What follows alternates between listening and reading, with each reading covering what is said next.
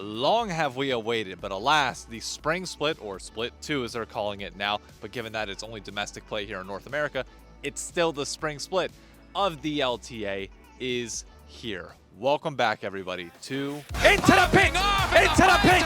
Everyone get in here!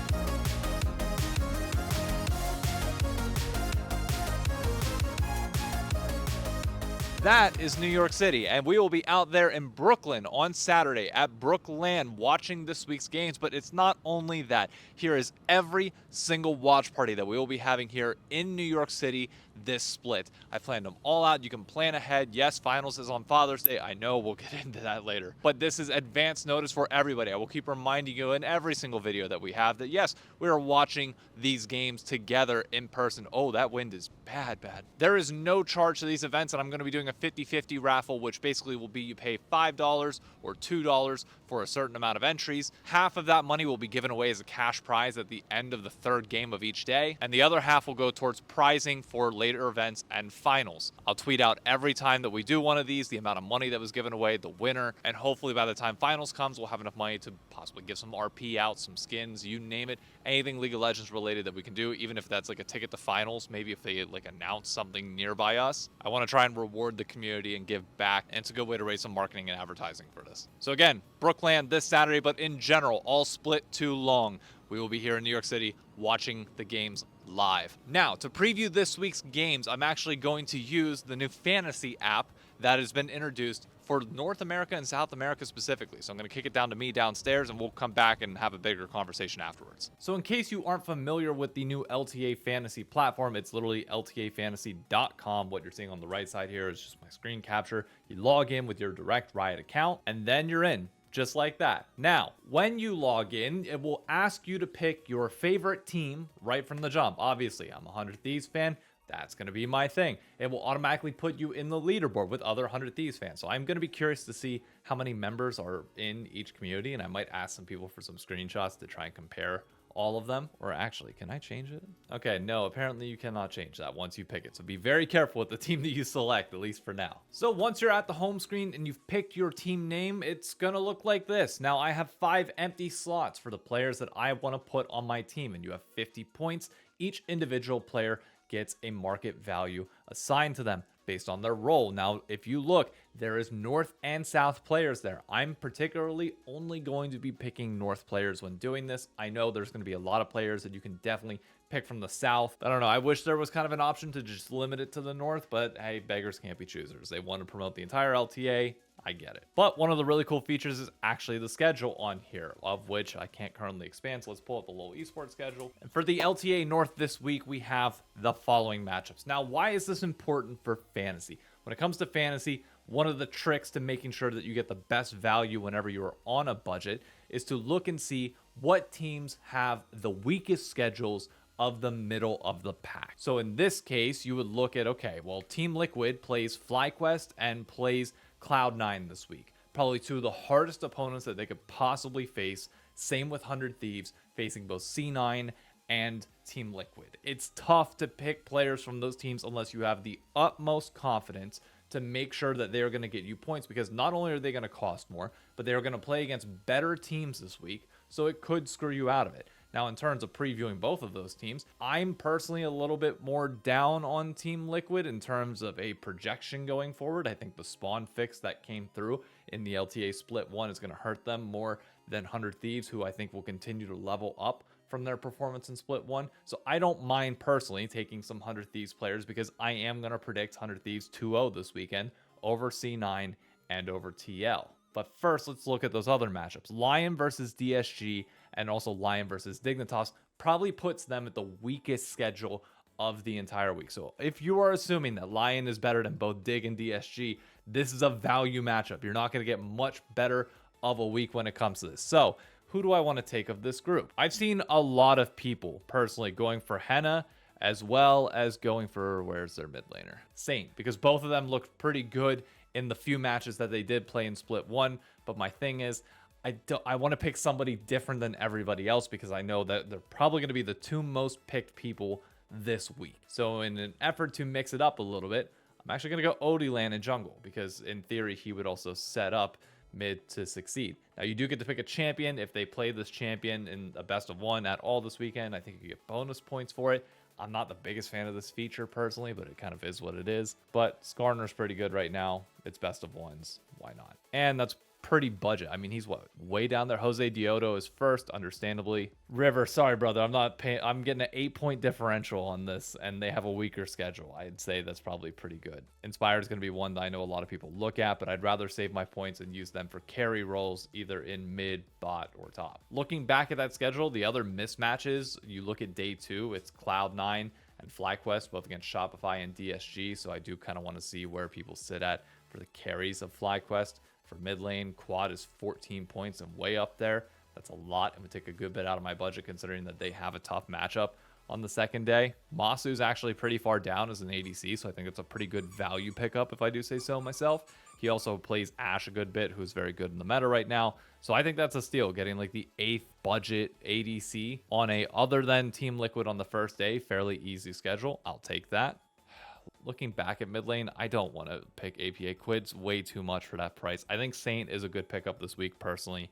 I'm assuming he probably plays Aurora, and she's going to be one of the more picked champions, so why not? Shopify does have Dig in that first week, which could let them have a 1-in-1 week, but I think that C9 matchup is going to be tough.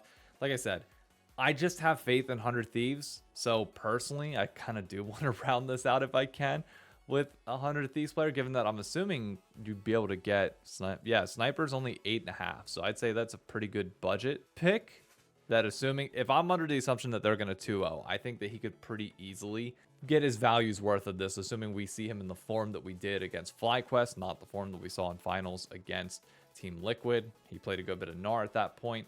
So in total, I've got 12 points remaining still on support, so I can actually pick up a higher tier support. They got rid of like all the LTA South teams other than like Core JJ for Team Liquid, so that's fine. In terms of closest to 12 points, you got Frost, you got Ayla, you got Busio. I could do the Busio Masu pickup together, but I think Ayla's been playing pretty well. I think he's been one of the better supports in the entire league, and I got faith in 100 Thieves to pull off the difficult 2-0 and get the remainder of my points there. So he also plays Rel. I'm going to go with Rel. I think it's a safe pick. So overall, my predictions for this week, I'm hoping that 100 Thieves has a strong 2-0 to start everything off, even if people are a little bit more weary on them. FlyQuest, I need to perform well in that first game against Team Liquid to make sure that that Masu pick gets me some points. And then Lion, if they do what they should do against weaker teams, should be some free points. Again, be sure to join our league. We are the Shy Knockers. We are 40 strong, and I want to see this number climb as high as we can and grow this community. Be sure to join my Discord, and it's in the community announcements channel, the direct link to join this itself. Now, let's kick it back to me. We got some macro things to talk about. Now, outside of the fantasy preview that I just gave you, the preview of the matches to come and the excitement there, I have a question for you all. Are you genuinely excited and hyped for this split? Because I'll be honest with you, I don't get that impression from everything that's surrounding the scene right now. We had one trailer to hype up matches this week. Now, I'm recording this on Thursday at around 3 o'clock, so by all means, more stuff could have come out, but I personally doubt it. We had pros, we had the dive. Tomorrow's really the last day that they could put something out that would actually hype up towards the beginning of the split, but I'm gonna be real with you, it doesn't feel like there's this level of effort or excitement behind the scenes for this split. When I tuned into the pros episode, and by all means in the description, it specifically said that everybody was just getting back from Korea and was jet lagged. You could tell there wasn't all that much energy there, or at least like it wasn't as much as you would hope for there to be going into week 1 of the regular season. Like there should be excitement, everything's kicking off, and it just felt like very chill. So then I was like, okay, I'm gonna go to the dive and maybe the excitement will ring true there. But again, like the way people talk makes a difference for me. And I feel like I'm excited in the way that I'm talking right now. Like you can tell the energy in my voice and the way that I'm going about this, but I don't get that impression when I'm watching the dive and content elsewhere. Like there's some excitement, but not as much. Like, I don't know, it's not sustained. It feels like it comes in bursts and then kind of goes. Whereas like the natural, genuine excitement that used to be around the start of a split used to be at an all-time high. Jat would always kind of have like this grin like behind, like even if he wasn't smiling, you could always tell that he was talking a little bit faster and like really excited and had so many things that he wanted to say and get out there. And I'm not getting that impression. The biggest indicator for me actually has been Hotline League, where if there was this excitement for the beginning of the split, I feel like the numbers would have bumped, but Hotline League's numbers have been incredibly consistent all year, like right around 13K per episode. And when I checked out the live viewership the other day, the live viewership felt like it was actually down from where it was in years past. So I'm not sure that people are actively excited and tuning in to the beginning of this split, which will go to the marketing conversation that Mark Z had when talking about Split 1, that yeah, they failed on certain aspects of that. And I don't think they're doing enough right now, because I don't feel like people are as excited for this split as I am. And maybe it's because 100 Thieves has a genuine chance of winning this split, and I'm super excited about that. And maybe it's the fact that we have no road shows and no finals outside of LA. Everything is stuck there. Finals is on Father's Day weekend, whereas when you look to the LEC, K-Corp's going to have a road show. Koi's going to have a road show. The LCK is going to have 2 road shows before MSI, and then their mid-season final is in a massive stadium as well. And it just lacks the hype. So then on top of that, Dom releases a video because he watches the Esports Garage thing on TSN, which if you have not checked out the Esports Garage channel, be sure to do so. They do kind of like old school reminiscent, think replay files, because it is Pastry Time doing it as well as Manny, who works on the LCS broadcast. The two of them put out fantastic content, but Dom was sitting here saying, hey, I look at all this shit and honestly it just makes me sad because I don't get excited about this. And I understand why, because like I went back and watched the video and it's like you have these hype stadium finals that would sell out in various different areas, and now like they're telling me I'm supposed to get excited for a finals in the studio. The players, like the stream numbers, like whenever I try to raid people whenever I'm done with my stream, like there's not all that many pros streaming, there's not much going on the Twitch side.